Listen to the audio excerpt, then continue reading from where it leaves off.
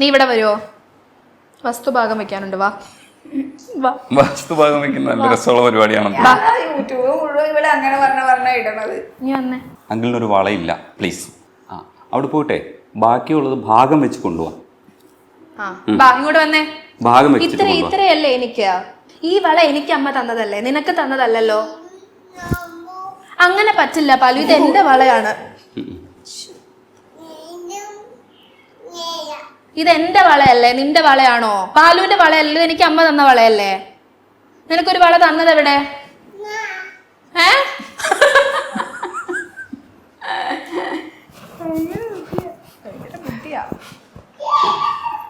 ഇതെന്റെ വളയാ, ഇത് എന്റെ പേര് എഴുതി വെച്ചിട്ടുണ്ട് ഇതിനകത്ത്, ആര്യാന്ന്. ആദ്യാന്ന് എഴുതിയ വള എവിടെ? പാലിന്റെ പേരെന്താന്ന് പറഞ്ഞു കൊടുത്തേ ഇവർക്ക്. പേരെന്താ? ക്ഷമിക്കണം, ഞാൻ എന്തെങ്കിലും ചോദിച്ച ഉത്തരം പറയുമോ? കളിക്കാൻ ഇവിടെ എന്തൊക്കെയാ ഉള്ളത്? ആര്യ, ശരിക്കും ഇതിനകത്ത് കമൻറ്റ് ബോക്സിൽ ഒരുപാട് പേര് ഒന്ന് ഡിസ്കസ് ചെയ്യുമ്പോൾ പോസിറ്റീവ്സും നെഗറ്റീവ് ആയിട്ടും കമൻസ് വന്നിട്ടുണ്ടായിരുന്നു. പാലു ജനിച്ചതിന് ശേഷം കുറച്ച് കാലം കഴിയുമ്പോഴത്തേക്ക് പിന്നെ പോസിറ്റീവ് കമൻസ് മാത്രമായിട്ട് മാറുന്ന ഒരു അവസ്ഥയിലേക്ക് കാര്യങ്ങൾ വന്നിട്ടുണ്ടായിരുന്നു. അതൊരു സമൂഹം കുറച്ചുകൂടെ ഇതിനെയൊക്കെ കാണേണ്ട രീതിയിൽ കാണുന്നു എന്നല്ലേ നമ്മൾ മനസ്സിലാക്കേണ്ടത്? Hi hi. അത് ശരി. ആദ്യമായിട്ട് ഇതിന്റെ ആർട്ടിക്കിൾ വരുന്നത് വനിതയിലാണ്. അപ്പൊ അതില് കുറച്ച് ബാഡ് കമന്റ്സും കാര്യങ്ങളും ഉണ്ടായിരുന്നു, അച്ഛനെയും അമ്മയും ചേർത്ത് വളരെ മോശമായ രീതിയിൽ.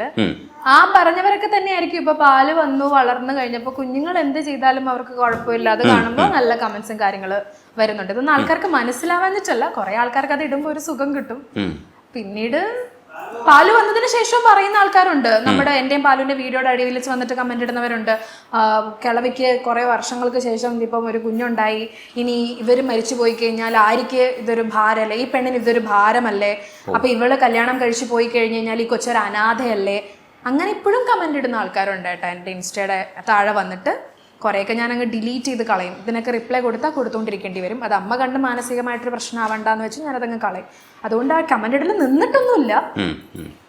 പക്ഷെ അമ്മയും പക്വമായിട്ടാണ് ഇത് കണ്ടത്. അല്ല, ഇഷ്ടമാതിരി ഇപ്പൊ രജിഷേട്ടന്റെ തന്നെ ഇന്റർവ്യൂവിന്റെ അടിയിൽ വന്നിട്ട് ഒരാൾ ഇട്ടിട്ടുണ്ട് അവിഹിത അല്ലെങ്കിൽ അത് നമ്മളറിയാത്ത എത്രയോ നമ്മളെ അറിയുന്നവരും അറിയാത്തവരും അതിനൊക്കെ റിപ്ലൈ കൊടുത്തിട്ടുണ്ട്. പക്ഷെ ചില ആളുകൾ അവർ ചിന്തിക്കുമ്പോൾ ഒന്നും മനസ്സിലാക്കേണ്ട ഒരു കാര്യമുണ്ട്. കുഞ്ഞുങ്ങൾ ഉണ്ടാകുക എന്ന് പറയുന്നത് അത് നമ്മളൊന്ന് കയ്യിലെ കഴിവുകൾ കൊണ്ടല്ല, അത് ഈശ്വരൻ നിശ്ചയിച്ച. ഇപ്പോൾ വിശ്വസിക്കുന്നവർക്ക് വിശ്വസിക്കാം, അതാണ് ഞങ്ങളുടെ പ്രപഞ്ചശക്തി എന്ന് പറയുന്നത്. അതുണ്ടേ മാത്രമേ ഉള്ളൂ. എന്തിനാണ് നമ്മൾ ലേഷോറിലൊക്കെ ചെന്ന് കഴിഞ്ഞാൽ, അല്ലെങ്കിൽ മൂവാറ്റുപുഴ കുട്ടികളെ സമാധാന ആ ഹോസ്പിറ്റലിൻ്റെ പേര് പറഞ്ഞു, അവിടെയൊക്കെ ഒരു കുഞ്ഞുങ്ങൾ ഉണ്ടാകാൻ വേണ്ടി എത്ര ആളുകൾ ഓടി നടക്കുന്നു എന്ന് നമ്മൾ ചിന്തിക്കുമ്പോൾ നമുക്ക് നൽകിയ കാരുണ്യം എന്ന് പറയുന്നത് വളരെ വലുതാണ്. ഇന്ന് ഈ സൊസൈറ്റിയിൽ ഏറ്റവും കൂടുതൽ നമ്മൾ കാണുന്നില്ലേ, നമ്മുടെ കുഞ്ഞുങ്ങൾ അച്ഛനെ അമ്മയും ഉപദ്രവിക്കുന്നു, അല്ലെങ്കിൽ മക്കളെ നഷ്ടപ്പെടുന്നു. ഇതിനെല്ലാം കാരണം ഇതുപോലെയുള്ള നമ്മുടെ സൊസൈറ്റിയിൽ ചില കാര്യങ്ങളെ വലിയതായിട്ട് ഇങ്ങനെ ബൂസ്റ്റപ്പ് ചെയ്ത് കാണിക്കുമ്പോൾ അവിടെ ഉണ്ടാകുന്ന ഓരോ മാനസിക സംഘർഷങ്ങൾ എന്തൊക്കെയാണെന്ന് നമ്മൾ ചിന്തിച്ചാൽ നമുക്ക് മനസ്സിലാകും. എന്ന് പറഞ്ഞ ഒരു കുഞ്ഞ് ജനിക്കുമ്പോൾ ഒരു അച്ഛനും അമ്മയും എടുക്കുന്ന ഈ കമന്റ് ഇടുന്ന വ്യക്തി അവർക്ക് അതിനുള്ള സ്വാതന്ത്ര്യം ഉണ്ട്. ഇപ്പൊ ഞാനിടുന്ന എൻ്റെ ഈ ട്രോളിയ കാര്യം പറഞ്ഞപ്പോൾ ഒരു ട്രോള് സഹിക്കാൻ പോലും ശക്തി ഇല്ലാത്തവളാണോടി എന്ന് പറഞ്ഞ എൻ്റെ കടി വന്ന് കമന്റ് ഇട്ടു. നമ്മൾ ആ ഒരാളെ ഇപ്പൊ എൻ്റെ മോള് സോഷ്യൽ മീഡിയയിൽ നിന്നത് കൊണ്ടാണല്ലോ എന്നെ ഇപ്പൊ രജിസ്റ്റർ ഇവിടെ വരണതും ഇന്റർവ്യൂ എടുക്കണമൊക്കെ. അപ്പൊ നമ്മൾ അതിനെ ഉൾക്കൊണ്ട് തന്നെ ജീവിക്കുന്ന ആളുകളാണ്. നമ്മൾ അതിനകത്ത് തിരുത്തി പറഞ്ഞത്, ഇപ്പൊ ഞാൻ പറയുന്ന ഒരു കാര്യവും എൻ്റെ ജീവിതവും തമ്മിൽ ഒരു ബന്ധമില്ലെങ്കിൽ അത് തെറ്റാണ്. അതാണ് നമ്മൾ പറഞ്ഞത്. നമ്മൾ പാലുവിന് ഫോൺ കൊടുക്കില്ല എന്ന് പറഞ്ഞത്. പാലുവിനെ ഇപ്പോഴും ഞാനത് ഈ ഇന്റർവ്യൂവിലും വ്യക്തമായി പറയുകയാണ്, ഞാൻ പാലുവിനെ ഫുഡ് കൊടുക്കാൻ വേണ്ടിയിട്ട്, അവൾ കഴിപ്പിക്കാൻ വേണ്ടിയിട്ട് ഞാൻ മൊബൈൽ യൂസ് ചെയ്ത് കൊടുക്കുന്ന ഒരു അമ്മയല്ല. എൻ്റെ മൂത്ത ആൾക്ക് ഈ മൊബൈലിൻ്റെ തരംഗമില്ലായിരുന്നപ്പോൾ പോലും ഇവൾക്കൊരു 7ാം ക്ലാസ്സൊക്കെ ആയപ്പോൾ ഈ വീണ ക്ലാസ്സൊക്കെ റെക്കോർഡ് ചെയ്യാൻ വേണ്ടി ഞാൻ മൊബൈൽ വാങ്ങിച്ചു കൊടുത്തിട്ടുണ്ട്. അന്നും ഞാൻ ആര്യയ്ക്ക് ഒരു സമയം വെച്ചിട്ടുണ്ട്, ആ സമയത്ത് കൊടുക്കും, ആ സമയം കഴിയുമ്പോൾ ഞാൻ വാങ്ങി വെക്കും. അപ്പോഴും ഞാൻ പറയണത് ഞാൻ ഭയങ്കരമായൊരു അമ്മ തന്നെയാണ്. ഭയങ്കര ഒരു എന്ന് പറഞ്ഞാൽ സാധാരണ അമ്മമാരെ പോലെ എപ്പോഴും മോളെ എടുത്ത് പുന്നാരിപ്പിക്കുക, ഉമ്മ വെച്ച് മോളെ എന്ത് തെറ്റ് ചെയ്താലും അതിനെ ഇങ്ങനെ മറച്ചു വെക്കുന്ന ഒരു അമ്മയല്ല. എൻ്റെ മോള് തെറ്റ് ചെയ്താൽ ഞാൻ എവിടെ വെച്ച് വഴക്ക് പറയുന്ന ഒരു അമ്മയാണ്. എനിക്കതാണ് ഇഷ്ടം. ഇപ്പം നമ്മളുടെ മക്കളെ വഴക്ക് പറയാൻ നമ്മളേ ഉള്ളൂ. ഇപ്പോൾ പുറത്തൊരാൾ വന്ന് ആര്യെ വഴക്ക് പറഞ്ഞാൽ ആര്യ ചോദിക്കില്ലേ, നിങ്ങൾ എന്തിനാണ് എന്നെ വഴക്ക് പറയുന്നത്, എൻ്റെ പേരൻസ് ഇല്ലേ? അപ്പം നമ്മുടെ മൊട്ടുകളെ കറക്റ്റ് ചെയ്യേണ്ട നമ്മളല്ലേ. അപ്പം നമ്മൾ ഭയങ്കരയാണെന്ന് പറയുന്നത് എന്നെ സംബന്ധിച്ച് എനിക്ക് വിഷയമല്ല. എനിക്ക് 48 വയസ്സായി. അപ്പോൾ ഇനി എൻ്റെ ലൈഫിൽ ഒന്നും എനിക്ക് നേടാനില്ല. എൻ്റെ മക്കളുടെ വളർച്ചകൾ കണ്ട് സന്തോഷിച്ച് നല്ല അമ്മുമ്മയായി നല്ല ഒരു എന്താ പറയുക ഗൃഹനാഥയായി ജീവിക്കുമ്പോൾ എൻ്റെ ജീവിതം പൂർണ്ണമാകും. അപ്പോൾ അത് മനസ്സിലാക്കുന്ന എനിക്ക് എൻ്റെ മക്കളിൽ നിന്ന് വരുന്ന ഒരു സൊസൈറ്റിയിൽ എൻ്റെ മക്കളെക്കുറിച്ച് മോശം പറഞ്ഞാൽ അത് ഉൾക്കൊള്ളാൻ പറ്റുന്ന ഒരു അമ്മയല്ല ഞാൻ. അതുകൊണ്ട് എൻ്റെ മക്കളെ ഞാൻ വഴക്ക് പറയുന്ന ഭയങ്കരമായ ഒരു അമ്മയാണ്. അതിൽ ഞാൻ അഭിമാനത്തോടെ പറഞ്ഞാൽ എൻ്റെ മോളെ എല്ലാവരും മുന്നിച്ച് എന്ത് തെറ്റിയാലും ആര് ചെയ്ത് കറക്റ്റ് ഞാൻ പറയില്ല. ആര്യോട് ഞാൻ അത് സെക്കൻഡ് ഞാൻ പറയും നീ ചെയ്തത് ശരിയായില്ല, നീ അത് പറഞ്ഞത് തെറ്റാണ്. പിന്നെ ആരെയും ഞാൻ വഴക്ക് പറഞ്ഞു, ആരുടെ ക്യാരക്ടറിനെ എനിക്ക് ഒരിക്കലും ഞാൻ വഴക്ക് പറയുന്നില്ല. എനിക്ക് അതിൻ്റെ ആവശ്യമില്ല. അവൾക്ക് 10-24 വയസ്സായി, ശരിയും തെറ്റും തിരിച്ചറിയാനുള്ള പ്രാപ്തി അവൾക്കുണ്ട്. പക്ഷേ ഒരമ്മ എന്ന രീതിയിൽ നമ്മൾ അവരുടെ ലൈഫിൽ ചെയ്യേണ്ട കുറേ കാര്യങ്ങൾ ഒരു പെൺകുട്ടി എന്ന ലെവലിൽ നമ്മൾ പറഞ്ഞു കൊടുക്കേണ്ട ഒരു കാര്യമുണ്ട്. ഇപ്പോൾ ഒരു സൊസൈറ്റിയിൽ ഒരു കുഞ്ഞ് തെറ്റ് ചെയ്താൽ ഏറ്റവും കൂടുതൽ പറയുന്ന ആരെയായിരിക്കും? അല്ല, അച്ഛനമ്മ പറയില്ല. അച്ഛനല്ല പറയുക, അമ്മയെ പറയുള്ളൂ. അമ്മ ശരിയല്ലാത്തത് കൊണ്ടാണ് ആ കുട്ടി. അപ്പൊ അച്ഛൻ എന്ന് പറഞ്ഞാൽ അദ്ദേഹം ജോലി തിരക്കുമായിട്ട് പോകുന്നൊരു പക്ഷെ അപ്പൊ 24 മണിക്കൂറും അമ്മയോടും ചേർന്നാണ് ഒരു കുഞ്ഞ് നിൽക്കുന്നത്. അപ്പൊ അമ്മയിൽ നിന്നാണ് മക്കൾ പലതും പഠിക്കേണ്ടത്. അപ്പൊ നമ്മുടെ കുഞ്ഞിനെ വൃത്തി പഠിപ്പിക്കുക. അവരൊരു കുടുംബിനിയായി ചെല്ലുമ്പോൾ നാളെ അവരുടെ ഭദ്രഗൃഹത്തിൽ അതിനാണോ മകളെ വളർത്തുന്നത്? കല്യാണം കഴിച്ച് ഭദ്രഗൃഹത്തിൽ പോണതാണോ വലുത്? അല്ല, അതെല്ലാം ലൈഫിൻ്റെ ഒരു ഭാഗമാണ്. ഇനി ഭദ്രഗൃഹത്തിലല്ല, നമ്മൾ താമസിക്കുന്ന സ്ഥലവും ഇനി കല്യാണം കഴിക്കാത്ത കുട്ടിയാണ്. നമ്മൾ വിനയത്തോടെ നമ്മുടെ ഡ്രസ്സുകൾ വാഷ് ചെയ്തു, നമ്മൾ വൃത്തിയിൽ ഭക്ഷണം പാചകം ചെയ്ത് കഴിക്കുക, ഇതൊക്കെ ലൈഫിൻ്റെ ഒരു ഭാഗമാണ്. ഒരു സ്ത്രീ എന്നല്ല, ഒരു പുരുഷനായാലും അങ്ങനെ തന്നെ. ഒരു യൂട്യൂബ് ചാനലിലുണ്ട്, ഒരു പുരുഷനാണ്, അദ്ദേഹം ആ അടുക്കളയും ആ ജീവിതത്തെ പരിപാലിക്കുന്നുണ്ട്. ഒരു സ്ത്രീ മാറി നിൽക്കും ഒരു യൂട്യൂബ് ചാനൽ, അദ്ദേഹത്തിൻ്റെ പേരെനിക്കറിയില്ല എന്ന് പറഞ്ഞാൽ അതിനൊക്കെയാണ് ഞാൻ ആര്യയെ ഗൈഡൻസ് ചെയ്യുന്നത്. അല്ല ആര്യയുടെ ക്യാരക്ടറിനെയോ ആര്യ ഇത് ചെയ്യരുത് അങ്ങനെ ഒരു പേരൻ്റ് അല്ല ഞാൻ. വഴക്ക് പറയുന്നവരുടെ ആളുകൾ ചിന്തിക്കുന്ന ആര്യക്ക് എന്തൊക്കെയോ സ്വഭാവ ദൂഷ്യമുള്ളതുകൊണ്ട് വഴക്ക് പറയും, അതല്ല ഒരിക്കലും. ആര്യയുടെ ലൈഫിൽ ആര്യ പാലിക്കേണ്ട കാര്യങ്ങളെക്കുറിച്ച് വഴക്ക് പറയുന്ന ഒരു പേരൻ്റാണ്. പിന്നെ കുറച്ച് മുമ്പുള്ള അവളുടെ കരിയറിനെ എങ്ങനെ കൊണ്ടുപോകണം, എന്നെ കൊണ്ട് മാക്സിമം ചെയ്യാവുന്ന ഒരു അൾട്ടിമേറ്റ് ലെവലിൽ ഞാൻ അവൾക്കെല്ലാം അവളുടെ കഴിവിനെ റെസ്പെക്റ്റ് ചെയ്ത് ഞാൻ അവളെ വളർത്തിയിട്ടുണ്ട്. ഇനി ആ കരിയർ എങ്ങനെ കൊണ്ടുപോകണം എന്ന് തീരുമാനിക്കാനുള്ള പ്രാപ്തിയും അവളിലുണ്ട്. അത്രയും ഞാൻ ചിന്തിക്കുന്നുള്ളൂ. അതുകൊണ്ട് എന്നെ മോശമായിട്ട് അമ്മ ചിരിച്ചില്ല, അമ്മ ഭയങ്കര സാധനം, എനിക്കത് വിഷയമില്ല. ഞാൻ ഭയങ്കരയാണെന്ന് പറഞ്ഞാൽ എൻ്റെ മക്കള് ഭയങ്കരയാന്ന് പറയരുത്. ഇല്ലേ, എനിക്കിപ്പോൾ ശങ്കർ എൻ്റെ ലൈഫിലുണ്ട്. എനിക്കിനി ജീവിതത്തിൽ മറ്റൊരാൾ എന്നെ ഒരു തരത്തിലും നമ്മളെ സ്വാധീനിക്കില്ല. പക്ഷേ എന്ന് പറഞ്ഞാൽ ഇവരങ്ങനെയല്ല, ഇവരുടെ ലൈഫ് ഇനി നീണ്ടു കിടക്കുക. അപ്പം അതിനാണ് ഞാൻ ആര്യ വഴക്ക് പറയുന്നത്. നമ്മൾ മക്കളോട് നോ പറയേണ്ടടുത്ത് നോ പറഞ്ഞിരിക്കണം. ഇന്ന് നമ്മൾ വാർത്തകളൊക്കെ എടുക്കുമ്പോൾ നടുങ്ങുന്നത് എന്താണ്? പണ്ടൊക്കെ നമ്മുടെ വീട്ടിലൊരു ഫുഡ് ഉണ്ടാക്കുമ്പോൾ നമ്മളെന്താ, അച്ഛന് കഴിക്കാനാണ് അത് ഫുഡ് ഉണ്ടാക്കുന്നത്, അല്ല അച്ഛൻ വരട്ടെ. ഞങ്ങളുടെയൊക്കെ ചെറുപ്പത്തിൽ എന്താ പറയുക, ഇന്ന് അച്ഛൻ വരട്ടെ നിനക്ക് കിട്ടും എന്ന് പറയുമ്പോൾ നമുക്ക് പേടി വരും, ഇല്ലേ? ഇന്ന് നമ്മുടെ വീടുകളിൽ രാത്രിയായ അച്ഛൻ മദ്യപിച്ച് വരുമെന്ന് പറഞ്ഞാൽ പേടിക്കണേ അല്ല, അല്ലേ? നമ്മുടെ മക്കളിൽ നിന്ന് ഏത് തരത്തിലുള്ള ഇതാണ് ഉണ്ടാകണമെന്ന് പേടിച്ചാണ് ഒരു അമ്മ ഉറങ്ങണത്, അല്ലേ? ഇപ്പം ഞാൻ ഒരമ്മയാണ്, എനിക്കൊരു മകനുണ്ടെങ്കിൽ ആ വഴിക്ക് പോകുമ്പോഴേ നമ്മൾ മറ്റൊരിടത്ത് കാണുമ്പോൾ അത് കഥയാണ്, ഇല്ലേ? നമ്മുടെ ഒരാളുടെ ജീവിതത്തിൽ കാണുന്നത് കഥയാണ്. പക്ഷെ അനുഭവിച്ചവര്, ഇപ്പൊ ഞാനൊരു ഇന്റർവ്യൂവിൽ പറയുന്ന രജീഷ് ചേട്ടൻ ചിലപ്പോൾ അതൊരു കഥ പോലെ തോന്നും. പക്ഷെ അനുഭവിച്ച വേദനകളുടെ വ്യാപ്തി ആ അമ്മയ്ക്ക് മാത്രമേ അറിയുള്ളൂ. അപ്പം നമ്മൾ നമ്മുടെ മക്കളോട് നോ പറയേണ്ടടുത്ത് നോ പറഞ്ഞിരിക്കണം. നമ്മൾ അവർക്ക് എല്ലാം ചെയ്തു കൊടുക്കാനുള്ള ഇൻസ്ട്രുമെൻ്റ് അല്ല, അല്ലേ? നമുക്ക് അവർക്ക് ഇഷ്ടമുള്ളത് നമ്മൾ ചെയ്തു കൊടുക്കുമ്പോൾ, നമ്മൾ 10 രൂപ അവർക്ക് കൊടുക്കുമ്പോൾ 10 രൂപ എന്തിനാ മോനെ, അത് നീ അതെന്തിനാണ് എന്ന് നമ്മൾ ചോദിക്കുന്നിടത്ത് നോ പറയുമ്പോൾ നമ്മുടെ കുട്ടികൾ ഒരിക്കലും പോകില്ല. അത് നമ്മളെല്ലാം സാധിച്ചും അവന് ഭയമില്ല. വീട്ടിലേക്ക് വന്നാൽ ഞാൻ ഏത് രീതി വന്നാലും ഞാനാണ് എൻ്റെ വീട്ടിലെ രാജാവ്. എൻ്റെ അച്ഛനും അമ്മയ്ക്ക് അവരുടെ മുന്നിൽ ഞാൻ കട്ടാൻ റൈറ്റായിട്ട് കാര്യങ്ങൾ പറയല്ലേ. അപ്പോൾ ഞാൻ എന്തിനാണ് വീട്ടിൽ ചെല്ലുമ്പോൾ ഒരു മറ്റ് ലഹരിയോ എന്തെങ്കിലും ഉപയോഗിച്ച് വീട്ടിൽ ചെന്ന് അവരെന്തിനാണ് പേടിക്കണേ?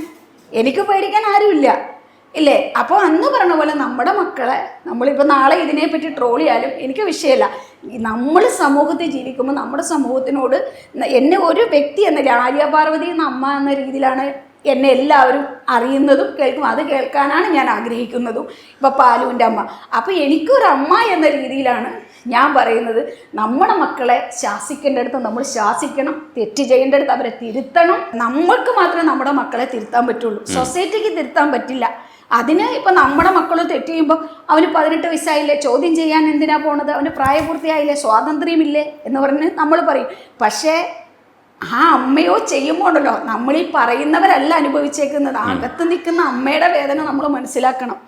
അത് ഞാൻ ഏറെ അമ്മയോട് പറഞ്ഞാൽ, ഞാൻ ഭയങ്കരയാന്ന് പറഞ്ഞാൽ എന്നെ സംബന്ധിച്ച് എനിക്കതൊരു വേദനയെ തരുന്ന കാര്യമല്ല. ആര്യ നല്ല വഴക്ക് പറയുന്ന അമ്മയാണ്. ഇപ്പോഴും ഞാൻ ആര്യ വഴക്ക് പറയാറുണ്ട്, ദേഷ്യപ്പെടാറുണ്ട്.